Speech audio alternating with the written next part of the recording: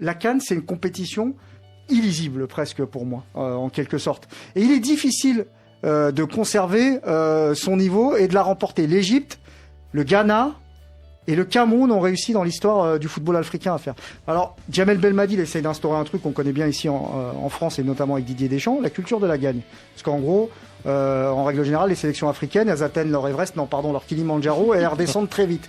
Lui essaye quand même de maintenir une certaine pression, un certain niveau, et éviter le feu de paille. Donc, moi, avec l'avantage peut-être que la CAN est tous les 2 ans, alors qu'une Coupe du Monde ou un Euro sont tous les 4 ans. Maintenant, si vous voulez mon avis le plus honnête possible, moi, je vois pas l'Algérie réussir à gagner au Cameroun parce que vous vous préparez. Non, c'est pas ça. C'est juste que je me dis que le grand objectif de l'Algérie, c'est la qualification à la Coupe du Monde. Ça, c'est ma lecture. Même si cette CAN-là, ils vont la jouer, ils vont la défendre au maximum, et ils vont pas tricher.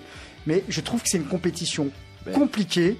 Et c'est ça va être une affaire de détail. Et j'ai trouvé que l'Algérie, je sais pas, mais on en avait parlé ici, mais face au Burkina Faso, ça avait été très compliqué. Ça, on n'en parle pas beaucoup. Et je trouve que dans certains secteurs de jeu, il s'essouffle un peu et il va falloir s'y remettre. Il va falloir être vraiment très très très fort pour réussir le doublé. L'Algérie qui regardait son titre 3 ans à la faveur de la pandémie. Vas-y maintenant, Eric, dis-nous qu'on est les meilleurs. Mais non, mais bien sûr, c'est quand même le grand favori. Tu dis qu'il n'y a pas de favori, mais si, c'est quand même le grand favori.